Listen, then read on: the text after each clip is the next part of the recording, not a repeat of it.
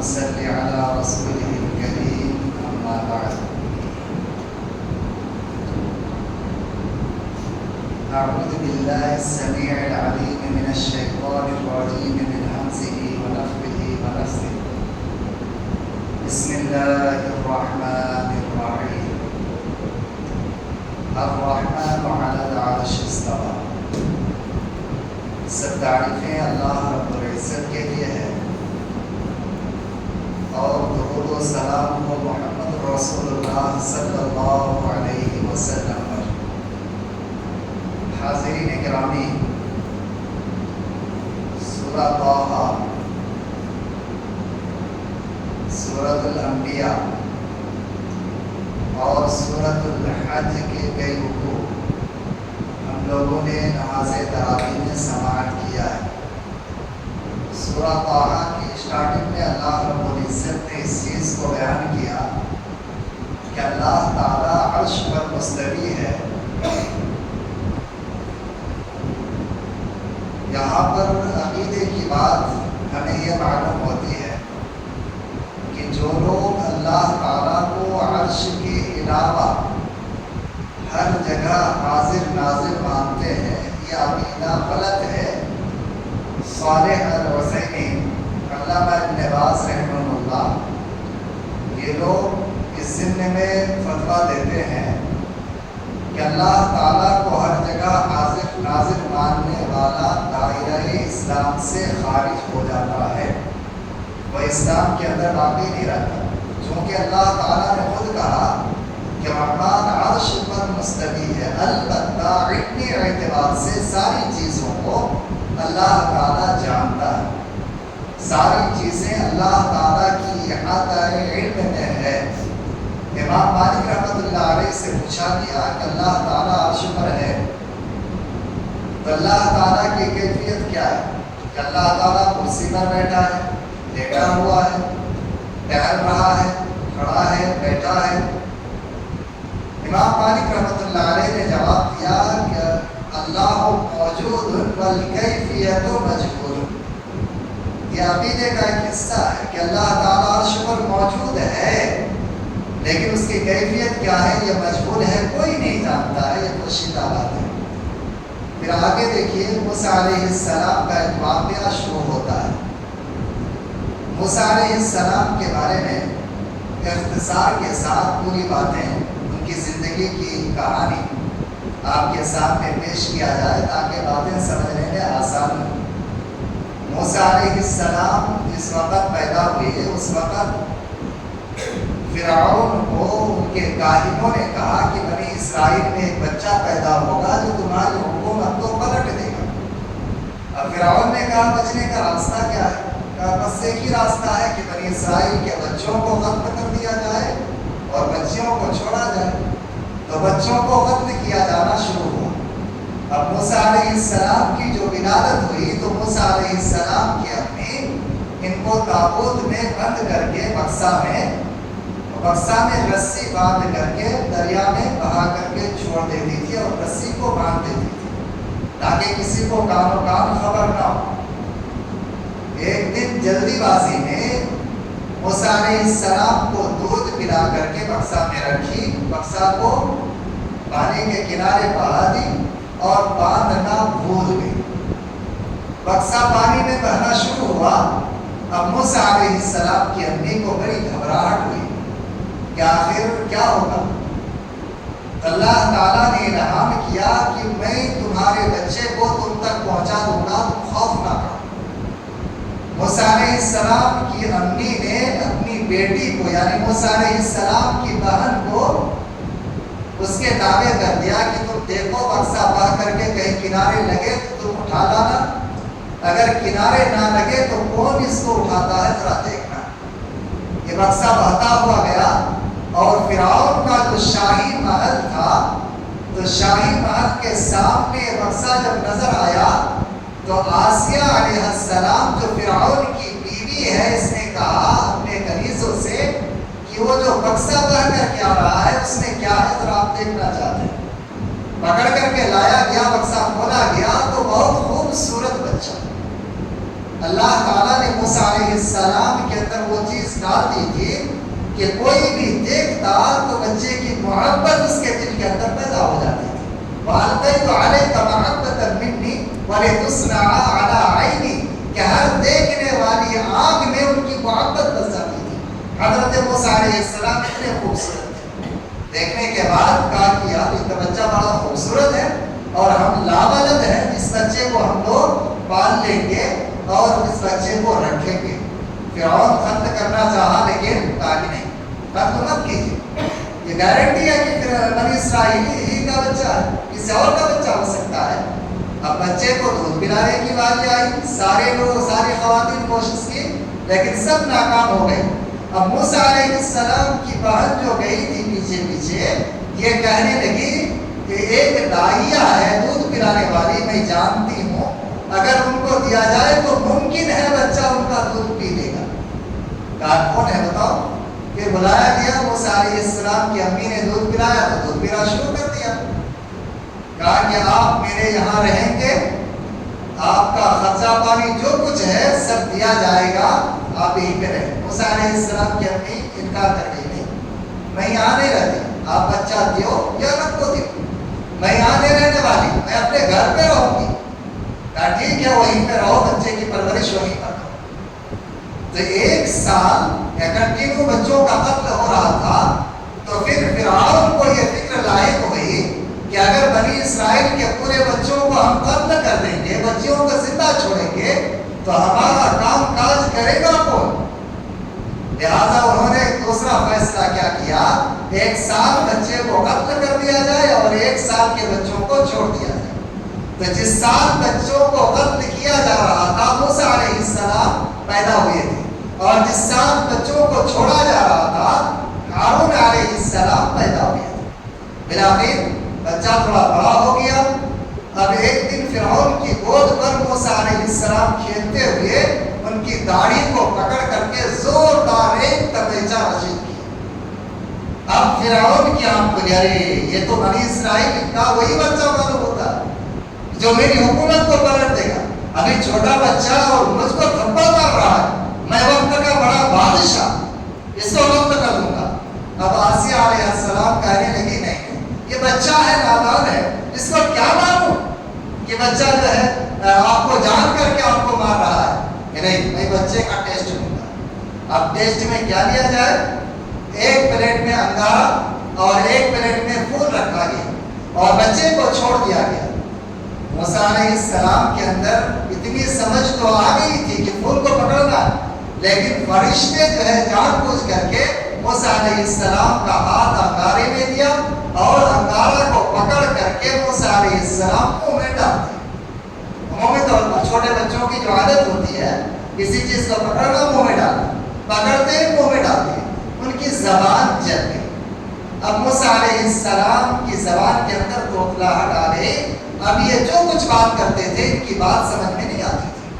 بلکہ موسیٰ علیہ السلام نے دعا کیا اور ان کی دعا قبول ہوئی، اور موسیٰ علیہ السلام کا سگا بھائی ہارون علیہ السلام ان کو بھی نبی بنا دیا گیا. اب دونوں بھائی دونوں نبی ہیں، وقت کے بڑے نبی ہیں، اور اولو العزم پیغمبروں میں سے ایک ہے موسیٰ علیہ السلام.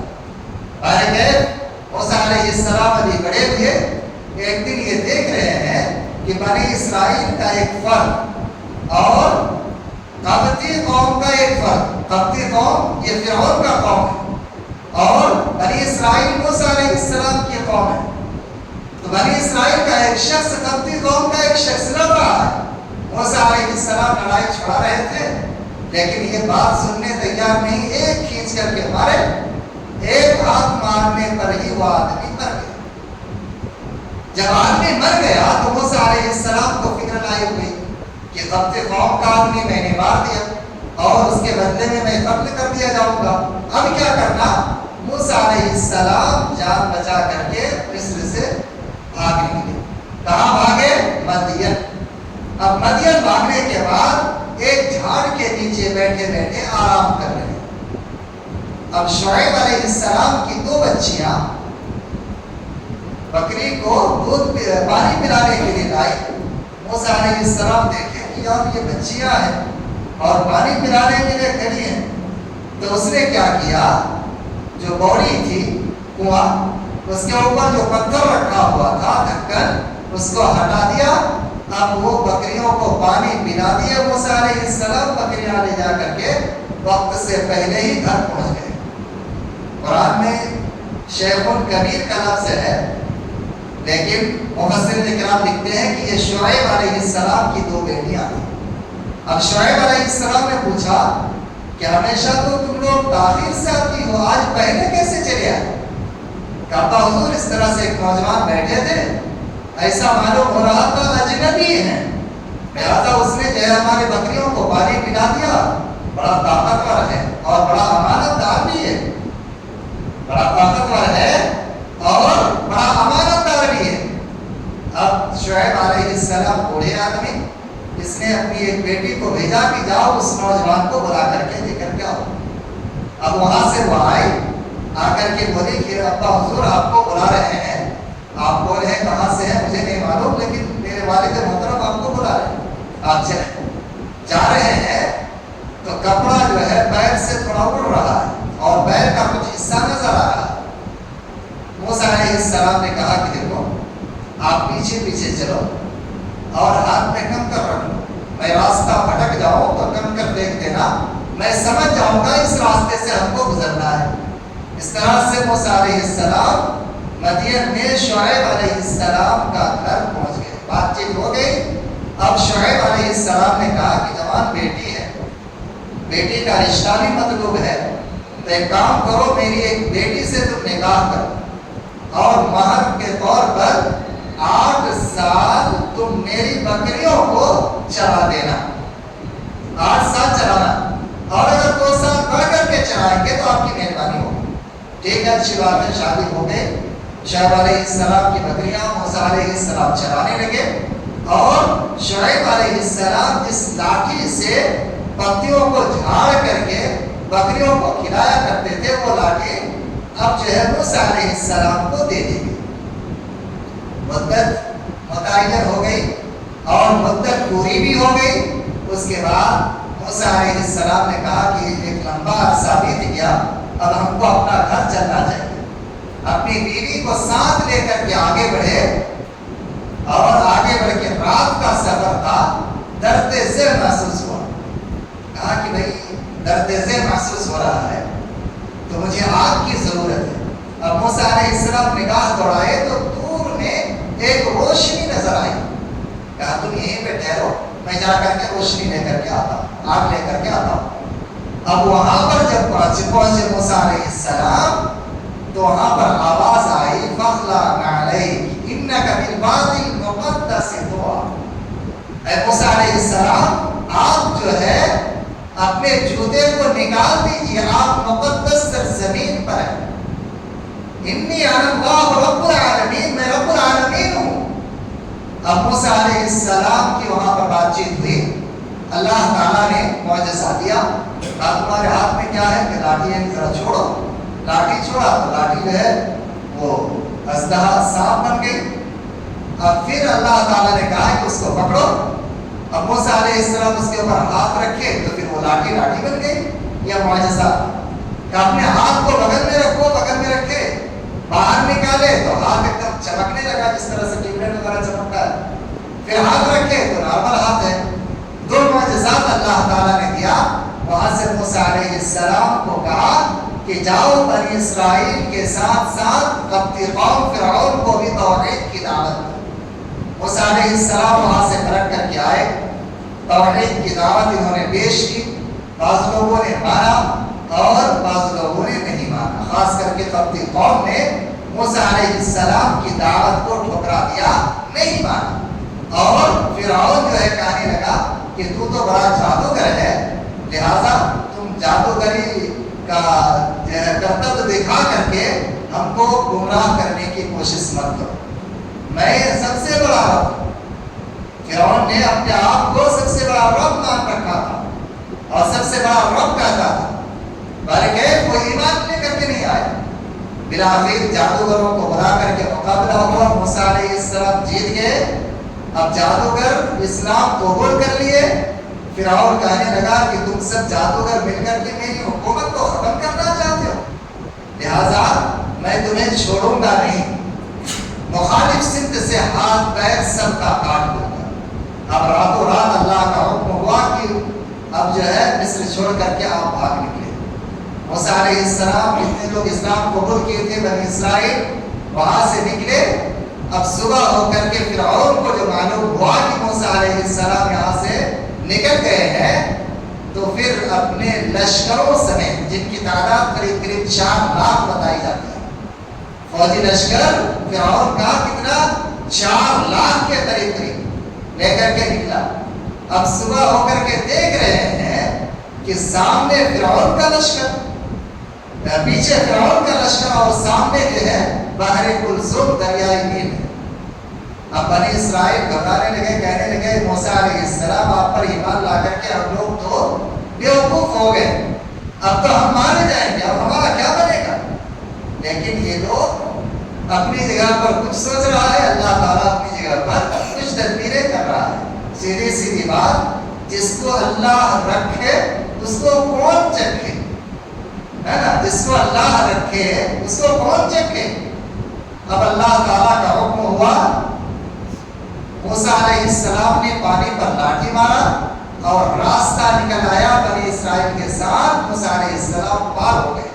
اب فرعون آیا اور کہا کہ چلو اسی راستے سے ہم چلتے ہیں، بنی اسرائیل کو موسیٰ علیہ السلام کو پکڑ لیں گے، نہیں تو ہماری حکومت خطرے میں ہے۔ اب یہ لوگ نکلے، جب بیچوں بیچ پہنچے اللہ تعالیٰ نے حکم دے دیا اور یہ پانی مل گیا، سب کے سب ڈوب کر کے ہلاک ہو گیا۔ اب فرعون کو یقین ہو گیا کہ میں بچنے والا نہیں، میں تو ختم کر دیا جاؤں گا۔ اب فرعون کہنے لگا کہ میں موسیٰ اور ہارون کے رب پر ایمان لاتا ہوں۔ اب اللہ تعالیٰ نے کہا کہ نہیں، جب گرگرا شروع ہو جائے تو پھر اس وقت ایمان لانا یا توبہ استغفار کرنا اللہ تعالیٰ کو مقبول نہیں، کیونکہ پورے جسم سے روح کھینچ کر کے حلق تک پہنچ جاتی ہے اور گرگراہٹ شروع ہو جاتی ہے، تو اللہ تعالیٰ بھی اس وقت تک توبہ قبول کرتا ہے۔ نبی صلی اللہ علیہ وسلم نے فرمایا کہ اللہ تعالیٰ بندے کی توبہ قبول کرتا ہے اس وقت تک جب تک گرگرا نہ آئے۔ گرگرا شروع ہو جائے تو اللہ تعالیٰ توبہ قبول نہیں کرتا ہے۔ ان کی گرگراہٹ شروع ہو گئی، اب موت کو اپنی نگاہوں کے سامنے دیکھ رہا ہے، تو کہہ رہا ہے کہ موسیٰ اور ہارون کے رب پر آپ ایمان لاتے ہیں۔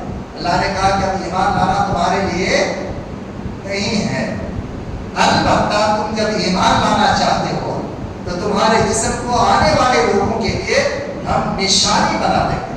وَنُنَجِّيكَ بِبَدَنِكَ لِتَكُونَ لِمَنْ خَلْفَكَ آیَةً، تمہارے جسم کو آنے والے لوگوں کے لیے عبرت کا سامان بنا دیں گے۔ اور اللہ تعالیٰ نے اس کے جسم کو محفوظ رکھا، اور آج بھی لوگ اس کے جسم کو دیکھتے ہیں۔ مصر کے عجائب خانہ میں ان کا جو ہے جسم پڑا ہوا ہے، جس کو آپ لوگ واٹس ایپ وغیرہ میں یا نیٹ وغیرہ میں دیکھے ہوں گے، باہر ہے۔ تو یہ وہی فرعون ہے جس کا نام رمزش بتایا جاتا ہے۔ اب موسیٰ علیہ السلام وہاں سے پار ہو گئے، میدان تیہ میں رکے، اور وہاں سے جو ہے بنی اسرائیل پر اور موسیٰ علیہ السلام پر اللہ تعالیٰ نے کیا کیا؟ منہ سلویٰ کو نازل کیا، بادلوں کا سایہ دیا، اور پینے کے لیے میٹھا چشمہ کا پانی دیا، اور موت کے بعد ان کو زندگی بھی دی۔ پھر ان لوگوں نے جب مطالبہ کیا کہ ہم کو ایک ہی طرح کھانا کھا کر کے اچھا نہیں لگتا ہے، ہمیں ککڑی چاہیے، کھیرا چاہیے، لہسن چاہیے، پیاز چاہیے، تو اللہ تعالیٰ نے کہا یہاں سے تم قوم عمالقہ کی طرف چلے جاؤ، بیت المقدس چلے جاؤ، اور وہاں جا کر کے قوم عمالقہ جو وہاں پر سکہ جمایا بیٹھا ہے، تو پھر قوم عمالقہ کا افراد کو لڑائی کر کے وہاں سے لگا دیں۔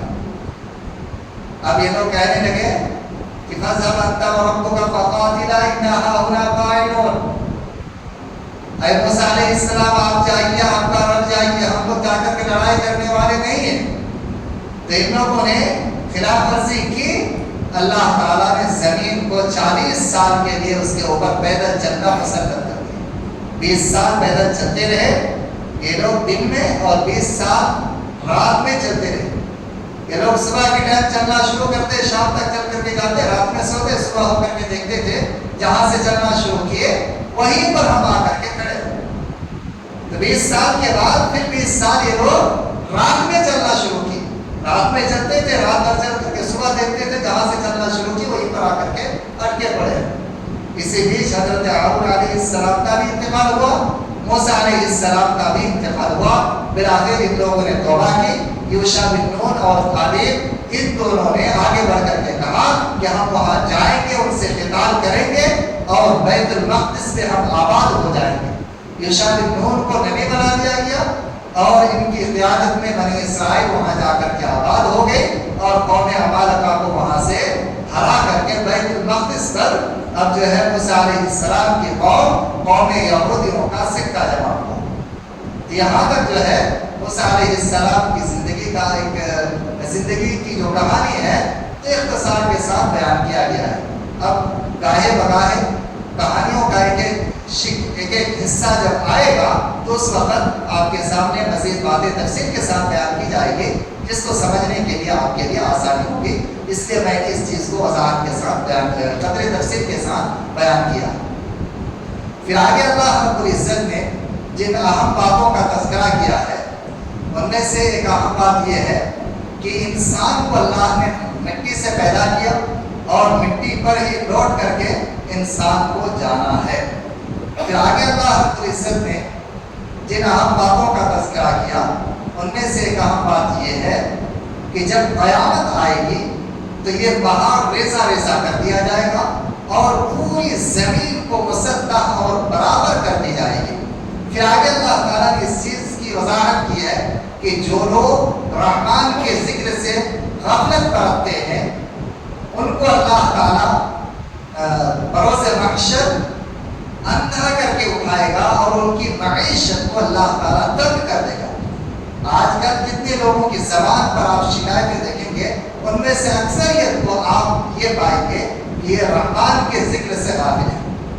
تو رحمان کا ذکر جو ہے آپ کو کرنا چاہیے. اس کے بعد جو ہے 12 نمبر 17 شروع ہوتا ہے سورۃ الانبیاء. تو سورۃ الانبیاء میں پہلی بات اللہ تعالیٰ نے یہ بیان فرمائی ہے کہ حساب کا وقت قریب آ چکا ہے اور لوگ غفلت میں پڑے ہوئے ہیں. ہر شخص اس بات سے بے خبر ہے کہ یہاں سے ہم 10 قدم چل کے گھر پہنچ بھی پائیں گے یا نہیں پہنچ پائیں گے. کسی کو خبر ہے؟ نہیں. آپ گھر تک پہنچ جائیں گے, آپ کو جانکاری ہے؟ نہیں. سامان 100 برس کا پل کی خبر نہیں. کیا آدمی سامان جٹانے میں لگا ہے, کل کیا کھائیں گے, کل کیا پہنیں گے, ہمارا گھر کیسا ہوگا, ہماری گاڑی کیسی ہونی چاہیے, یہ ساری چیزیں ضرورت کی چیزیں یہ جمع کرتا ہے, لیکن موت کو یاد کرنا یہ بھول جاتا ہے کہ آخر پل کی جو خبر نہیں ہے تو ہم کیا کریں گے. تو آپ کی ابھی اگر موت واقع ہو گئی تو ابھی سے تو آپ کا حساب کتاب شروع ہو گیا. موت ہوئی, قبر میں دفن کیے گئے, منکر نکیر آ کر کے آپ کو سوال کرنا شروع کرے گا, تمہارا دین کیا ہے, تمہارا رب کون ہے, اور تم اس شخص کو جانتے ہو. یعنی محمد صلی اللہ علیہ وسلم کی شکل و شناخت پیش کر دی جائے گی, جانتے ہو. یہیں سے حساب شروع ہو جائے گا. اللہ تعالیٰ نے کہا کہ حساب کا وقت قریب آ چکا ہے لیکن لوگ غفلت برت رہے ہیں. پھر آگے اللہ رب العزت نے جن اہم باتوں کا تذکرہ کیا ان میں سے ایک اہم بات یہ ہے کہ حضرت ابراہیم علیہ السلام اپنی قوم کے ساتھ مینا میں گئے, ان کو توحید کی دعوت دے رہے. قوم کے لوگ مینا گئے, فیلڈ خالی ملی اور جا کر کے بت خانہ میں ابراہیم علیہ السلام نے تمام بتوں کو توڑ دیا اور بڑی بت جو تھی ان کی گردن پہ کلہاڑی لٹکا کر کے چھوڑ دیا.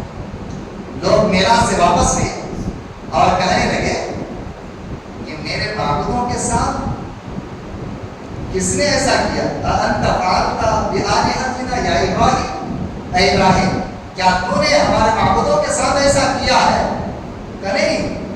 ان کا جو بڑا ہے بل فعلوا کبیرهم ھذا فاسألوه ان كانوا ينطقون, اس کے بڑے نے ایسا کیا ہے, یہ بڑی تو کہنا, اس نے چھوٹوں کو مار کر کے سب کو ختم کر دیا. اب ان کو پوچھو اگر وہ بات کر رہے ہیں. اب سارے لوگوں کی نگاہیں جھک گئی. کیوں؟ کہ بت بات نہیں کرتی ہے, وہ نفع نقصان نہیں دیتی ہے, اس کے سامنے کیا ہو رہا ہے اس بات کی بھی ان کو خبر نہیں ہے.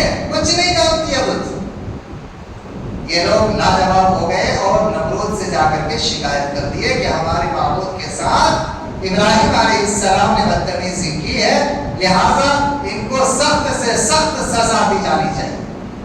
اب بادشاہ کا حکم ہوا، لکڑیاں جمع کی گئی، اس میں آگ سلگائی گئی، اور اتنی بڑی آگ کہ مفسرین کرام نے لکھا ہے لو طار علیہا طائر شقق نشویہ، کہ اگر اس کے اوپر سے چڑیا اڑتی تو بھنی ہوئی وہ چڑیا آگ میں گر کے ختم ہو جاتی۔ اتنی بڑی آگ من جنیب کے ذریعے سے ابراہیم علیہ السلام کو آگ میں پھینک دیا گیا۔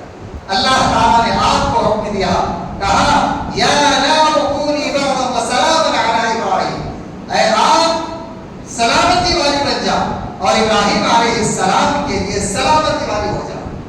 آگ سلامتی والی بن گئی، ابراہیم علیہ السلام زندہ اس آگ سے باہر نکل آئے، آگ نے ابراہیم علیہ السلام کا کچھ بھی نہیں بگاڑا۔ نبی علیہ السلام نے بیان فرمایا کہ میری امت میں بھی ایک شخص ایسا ہوگا، اس کے ساتھ ویسا ہی معاملہ کیا جائے گا جیسا معاملہ حضرت ابراہیم علیہ السلام کے ساتھ کیا گیا ہے۔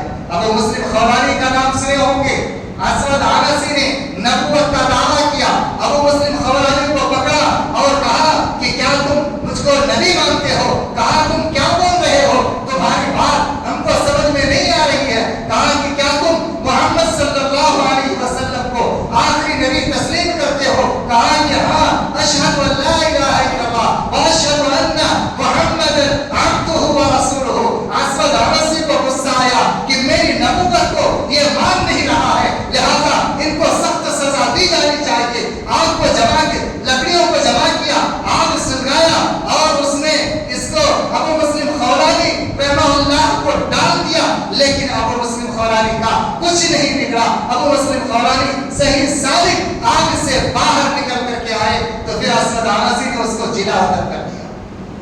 تو امت محمدیہ کے اندر بھی ایک شخص کے ساتھ وہی معاملہ ہوا جو معاملہ حضرت ابراہیم علیہ السلام کے ساتھ ہوا تھا۔ اللہ تعالیٰ نے اس بات کا یہاں پر تذکرہ کیا ہے۔ پھر آگے اللہ رب العزت نے سلیمان علیہ السلام اور داؤد علیہ السلام کا تذکرہ کیا کہ ایک شخص کی بکری دوسرے شخص کی کھیت چر چکی۔ اب جس کی کھیت تھی وہ بکری والے کو پکڑ کر کے سلیمان علیہ السلام کے والد داؤد علیہ السلام کے پاس پہنچ گئے کہ آپ کو فیصلہ کر دیجیے۔ داؤد علیہ السلام نے فیصلہ کر دیا کہ جاؤ کھیت والے کو کوئی بکریاں دے دو۔ اب یہ بکری والے روتے ہوئے جا رہے ہیں، سلیمان علیہ السلام نے دیکھا اور کہا کہ بھائی معاملہ کیا ہے، کیسے ایسی بات ہے؟ کہا چلو پھر واپس چلتے ہیں۔ پھر واپس جا کر کے سلیمان علیہ السلام نے فیصلہ کیا کہ ابا حضور بکری والے کو کھیت دے دی جائے اور کھیت والے کو بکری دے دی جائے، پھر کھیتی کو یہ صحیح سالم کر دے، اس کے بعد ان کی بکری ان کو لوٹا دی جائے اور کھیت والے کو کھیت لوٹا دیا جائے۔ تو پھر اس فیصلے کو دونوں مان کر کے چلے گئے۔ اللہ تعالیٰ نے اس کی طرف اشارہ کیا اور کہا فَفَهَّمْنَاهَا سُلَيْمَانَ، کہ سلیمان علیہ السلام کو ہم نے معاملہ فہم بنایا تھا، معاملہ فہم بنایا تھا۔ پھر آگے اللہ رب العزت نے جن باتوں کا تذکرہ کیا ہے ان میں دیکھا جائے کہ زکریا علیہ السلام کی بات الگ ہے کہ زکریا علیہ السلام دعا کر رہے ہیں، ایوب علیہ السلام دعا کر رہے ہیں اور ان کی دعا کو بھی اللہ تعالیٰ نے قبول کیا۔ ایوب علیہ السلام کو بیماری سے اللہ تعالیٰ نے شفا یابی کر دیا اور زکریا علیہ السلام نے دعا کی تھی تو 94 سال کی عمر میں زکریا علیہ السلام کو اللہ تعالیٰ نے بیٹا سے نوازا۔ پھر اس کے بعد آگے دیکھا جائے تو سورۃ الحج شروع ہوتا ہے۔ سورۃ الحج کی پہلی آیت میں اللہ تعالیٰ نے اس چیز کو واضح کیا کہ دیکھو قیامت کا جو زلزلہ آنے والا ہے یہ بڑا ہولناک زلزلہ، جب زمین کلی طور پر جھنجھوڑ دی جائے گی، لوگ مبعوث ہوں گے، پریشان ہوں گے، حمل والیاں حمل ثابت کر دے گی، دودھ پلانے والی بچے، دودھ پلانے والی خواتین اپنے بچیوں کو بھول جائے گی، یہ عالم ہوگا۔ لوگوں کو تم دیکھو گے مدہوش ہے، پریشان ہے، حقیقت میں یہ مدہوشی پاگل پن کی وجہ سے نہیں بلکہ اللہ رب العزت کے عذاب کی وجہ سے ہو. اس طرح سے پھر آگے اللہ رب العزت نے جن اہم باتوں کا تذکرہ کیا ہے ان میں سے ایک اہم بات یہ ہے کہ ہادان خصمان اختصموا فی ربہم، کہ اپنے رب کے لیے دونوں لڑ رہے تھے. کون کون؟ حضرت علی رضی اللہ تعالیٰ عنہ اور حضرت حمزہ رضی اللہ تعالیٰ عنہ. غزوہ بدر کی بات ہے، غزوہ بدر کی بات ہے کہ مبارزت کے لیے 3 لوگ مسلمانوں کا نکلے تھے اور 3 لوگ کفار کی طرف سے آگے بڑھے. ان میں مقابلہ ہوا اور ان دونوں نے حضرت حمزہ رضی اللہ تعالیٰ عنہ اور حضرت علی رضی اللہ تعالیٰ عنہ ان کے سامنے جو آئے ایک ایک قاسم کو ڈھیر کر دیا. اور ابو عبیدہ بن جراح غالباً وہ صحابی تھے کہ ان کے سامنے، ابو عبیدہ غالباً وہی نام ہے، تو ان کے سامنے جو آیا تو دونوں ایک دوسرے پر ایک ایک وار کر دیے تھے، لیکن ابھی بات فائنل نہیں ہوئی تھی. تو یہ دونوں آگے بڑھ کر کے دشمن کا کام تمام کر دیا. تو اللہ رب العزت نے اس چیز کا تذکرہ کیا ہے. پھر آگے اللہ رب العزت نے جن چیزوں کا تذکرہ کیا ہے وہ یہ ہے کہ قربانی کا جو جانور ہے تو قربانی جو تم دیتے ہو تو قربانی کا گوشت خود بھی کھاؤ، فقیر اور مسکینوں کو بھی کھلاؤ. قربانی جو تم کرتے ہو تو قربانی کا گوشت، قربانی کا خون اللہ کے پاس نہیں پہنچتا ہے بلکہ دلوں کا تقوی اللہ رب العزت کے پاس پہنچتا ہے. اور اس بات کو یاد رکھو، جو ناشکرا ہے اور کفر کرتا ہے ایسے ناشکروں اور کفر کرنے والوں کو اللہ تعالیٰ محبوب نہیں رکھتا. یہاں تک باتیں مکمل ہوتی ہیں. انشاءاللہ العزیز اگلے دروس میں وہ باتیں ہمارے سامنے ہوں گی جو نماز تراویح میں ہمارے سامنے کلام اللہ کی تلاوت ہوگی. اللہ سے دعا ہے پروردگار عالم تو ہمیں تیرے کلام کا صحیح فہم عنایت فرما، کفر اور شرک سے ہماری حفاظت فرما اور ہم سب کو امن و عافیت نصیب فرما. آمین. سبحانک اللہم و بحمدک، اشہد ان لا الہ الا انت، استغفرک و اتوب